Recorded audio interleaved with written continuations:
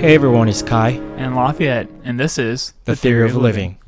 Thanks for tuning in. We're able to bring you this episode thanks to our Patreon members. Patreon is a subscription-based platform where people can provide support for content creators like us. Thanks to our Patreon members and supporters, we're able to provide free content on the podcast and weekly episodes. By being a Patreon member, you'll have access to our entire podcast library, full video and audio episodes, along with much more. If you like this episode and you feel it adds value to your life, or you hate it, please subscribe on Patreon and or leave your review on Apple Podcast. And don't forget to mention it to your friends over your next beer. Truly, thank you again, and we hope you enjoyed today's episode.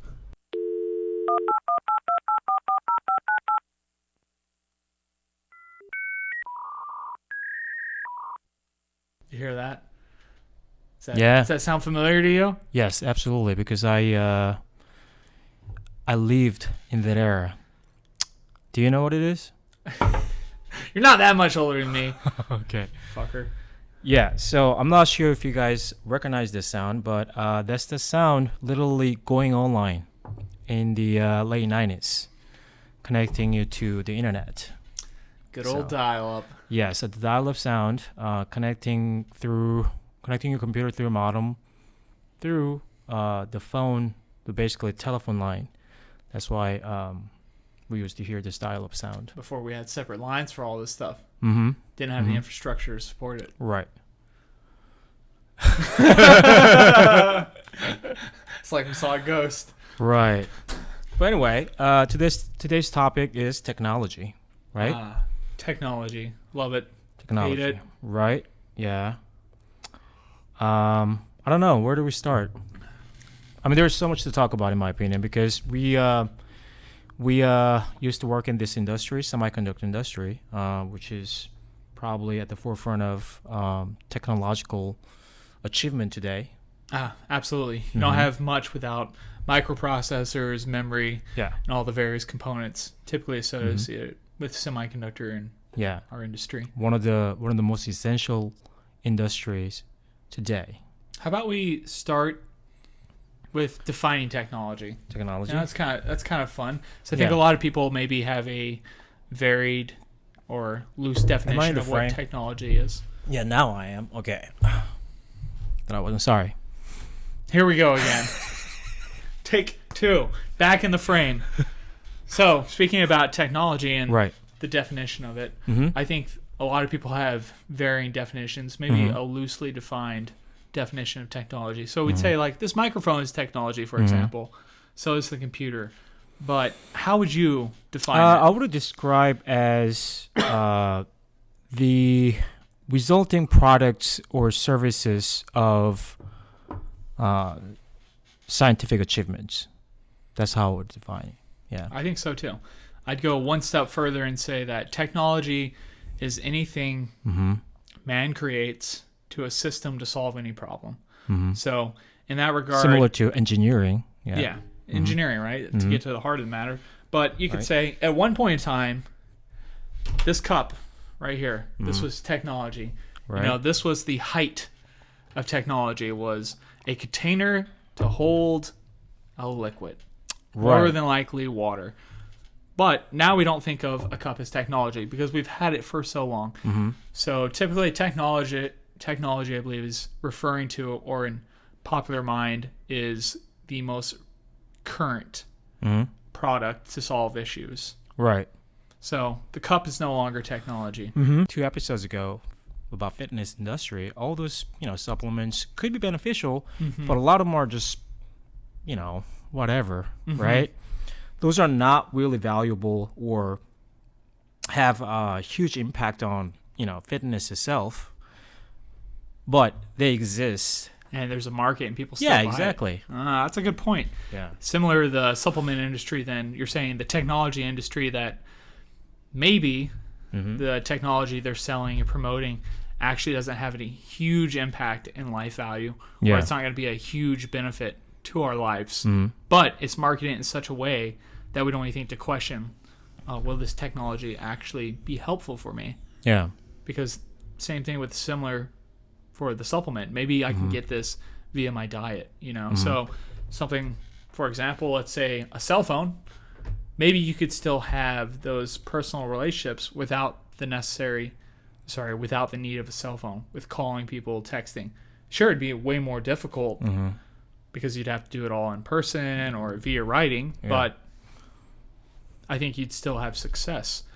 So without maybe examining the reason you're buying the technology and the purpose, you might be missing out on something entirely. Or you might be being tricked into slavery to some degree.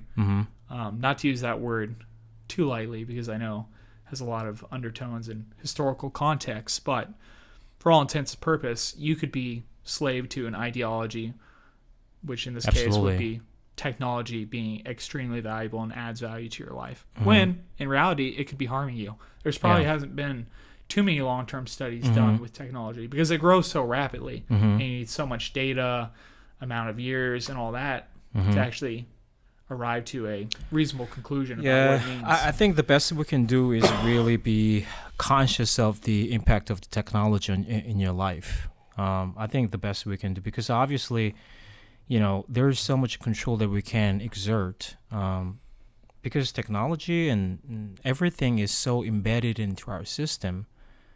It's impossible to ignore them as you live unless you be a caveman, right? So to a certain degree, it's inevitable. I think that's why I think the best thing we can do is being conscious of it and being critical of what the values of technology, and use it as our advantage, right? I mean, that effort is pretty much the best thing we can do, but we cannot be completely detached from the technology or current science or current knowledge, whatever you want to call it, right? As long as we are within the system, we are under the influence of the system. Absolutely. So obviously there's remote tribes out there, and there's people that live in different countries that don't have technology to the degree that we have it here in the U.S., for example, or a first world country. I imagine, though, if you went and showed these people a lot of these things, especially probably older generations, say somebody who's reached our age, our level of maturity, they probably wouldn't want to integrate the technology because it would be such a different life and lifestyle. It would be completely alien, foreign, and almost oppressive to them. So do you think that technology, even though with all the goods and, like you mentioned, the inevitability of it, can it oppress people? Even to those who have no idea of those technology? Yeah. I probably to them is they appear to be just alien to them, but I don't think they would they can really take any meaning out of it because they don't have any understanding of it. We can try to explain it to them, but they won't really know the values of it. I don't think that's possible. I mean, even to us, when we encounter this new technology, pieces of new technology, we don't usually get a true idea of what the technology can do. We don't, right? I mean, I gotta be honest, when iPhone came out for the first time, I thought that's silly because it just didn't seem like, don't get me wrong, the design was great and what it could do, I mean, it just looked elegant, but I just thought that, well, this is just, I don't know what kind of difference this can make, but I mean, it changed the entire course of, electronics industry, right? Oh, absolutely. So, like, even to us, it's kind of hard to recognize the value of new technology sometimes. I'm not saying I was that way, therefore everybody's like that, but in comparison, like those who have no idea or less knowledge of technology, it'll be hard for them to understand the true value of it. Oh, absolutely. Yeah. So you've given an example of somewhere where you're on the other side of the fence where you thought, this is kind of silly. What's the point in this? Can you think of another example where you're on the opposite, where you thought like, oh man, this is pretty cool. It's pretty neat, but at the end, maybe it's a kind of a useless bit of technology. Like what's the purpose in this really? This was just made to sell units essentially. Is there anything that like immediately comes to mind that's just kind of burdensome that people have adopted for seemingly no reason? Man, I really can't think of an example, but I'm sure there have been, right? No, there has to be. Right. I mean, I could think of a lot that people don't buy immediately. What about you? Yeah. I mean, so there's nothing that I've necessarily purchased where I've been on that side. But something that immediately comes to mind is the belt that vibrates and shakes. And, you're going to get a 6-pack when you wear this belt. Yeah. This is all you have to do, which is silly, but it sells. Yeah. It absolutely sells. Right. So one more thing is, for me, I've just recently gotten back on social media. Didn't have it for a long time. Yeah. It was something that I have because I think I need to have it, and there's value in it. Yeah. But my preference and my overall opinion of it is that it's probably mostly negative. Yeah. Mainly because of it just shortcuts relationships and changes them in a way that I don't find as valuable. But everybody's on it, and you're forced to comply to some degree.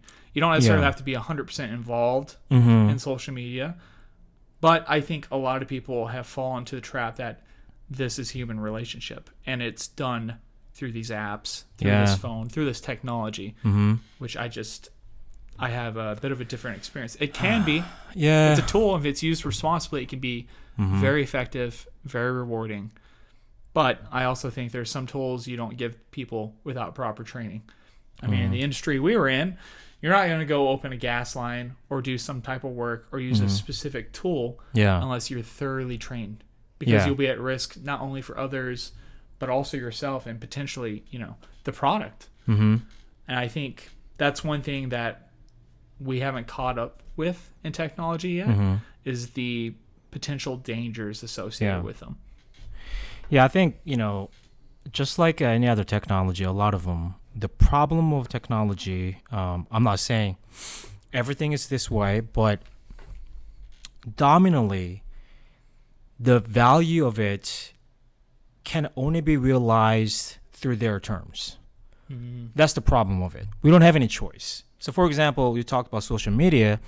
Its value only increases or can be realized in proportion of the time that you put into the social media, right? So you don't have any choice but spend a lot of time on it to get any value of it. So this is what I'm talking about when we talked about Herbert Marcuse's one-dimensional man, totalitarian system, society. Like, the values are not created for you. It's for them, typically. And more so, how it is realized, how it is, used in the society is, basically determined by their terms. Sure. So that's my beef. That's why I don't like, at least I'm conscious of it. That's what I'm saying, and then everyone should be. Yeah. I think being conscious of anything changes directly how you interact with it. Oh, yeah, of course, yeah. With how you interact with the world. This is why we value education and learning so highly. It can make things much more complex, in depth, and beautiful than they were previously. But it can also alert you to the potential dangers of something. Yeah. And when you mention the values are essentially probably close, forced down or pushed down our throats, we're not saying that this is like a specific group of people or specific individuals. Yeah. This is a byproduct of any collective, a system. This is a byproduct of culture, history, and everything working together to form this narrative and these values, which we just blindly follow and consider the correct way. Right. This is the correct path to get to. In most cases, in the U.S., it's happiness or the illusion of happiness. Yeah, they're all, values exist on the surface by the marketing, all of them. I admit that there are a lot of advantages of technology, and then we should take advantage of them for sure to enrich our life. But that's about it. We shouldn't be shackled to those technology just because that's how we get the value out of it. You're right. And there's one other thing to really be aware of for anybody out there listening is that technology, because most people are behind it and agree with it, Yeah. it can be used in a way to shift your opinion or your belief on other things outside of technology. So, for example, we were talking about there's this perception that a lot of semiconductor is being outsourced to China. Right. This is a common perception. And while some of that is true, it vastly underestimates the reality. We came from this industry, so we know that it's multifaceted. It's more than there's outsourcing to China. It's that the technology that we have is growing so rapidly, and the demand is so high that we can't even keep up with it.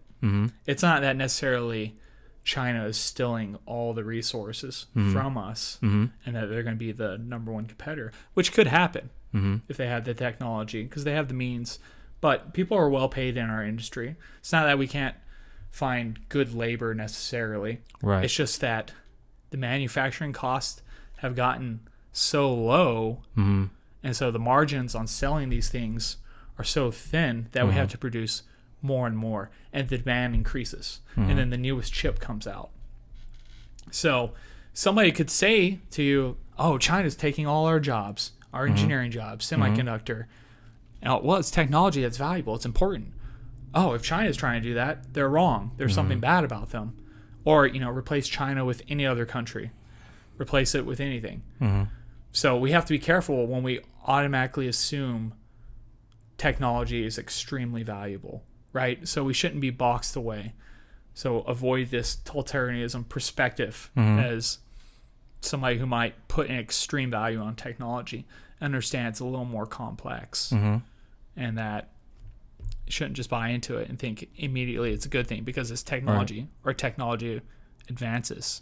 There's some real things we should look at and be worried about the way technology is advancing. I mean, I think there's a huge concern with AI. Yeah. And the potential impact that's going to have on society and human structure, especially when people are talking about these companies that can pull all your information and then maybe assign you a certain credit score, or sorry, not credit score, but basically a value that you're worth based off all this large amount of data. So there's, one potential negative impact. So, it's good to have a balanced perspective that not all technology is good. Technology is not inherently a good thing. It's just essentially a tool that can be misused or used properly. Yeah, exactly. I mean, the essence of technology or new inventions could be, like you said, could have both sides, right? I mean, it can be used well, it can be used really negatively. Like dynamite, for example, it was a good creation, right? But also it was used for, in a destructive way. And we can come up with, numerous examples like that. And, one thing that when you were talking about semiconductor industry, we just wanted to point that out because it's just, yes, Chinese has taken a lot of manufacturing needs from us for sure, or manufacturing industry, but semiconductor doesn't really fall into the same category because the manufacturing, most of them by China, is based on cheap labor, and semiconductor is simply not, that's not the case. And to begin with, China really doesn't produce a meaningful amount of chips. They don't. Of current technology, for sure. Not yet. They have a lot of money, so maybe they can pull off something. Maybe they can, even start by buying the best company in the world, which is TSMC, right? Who knows? They have so much money so that they have a lot of options. But we just wanted to point that out. They're not the same thing, basically. Yeah, it's common. Misconception? Yeah. That's this week's short version of the episode on the Theory of Living podcast. Thank you for listening with us. We are Lafayette and Kai. Don't forget to join us next week for another episode. And if you'd like to help support us, we have a Patreon page where you can subscribe for exclusive content, early access, and full versions of the podcast. Also, please share it with others who you think may find value in our discussion. Leave a rating, a review, and please subscribe. Thank you again. See you next time.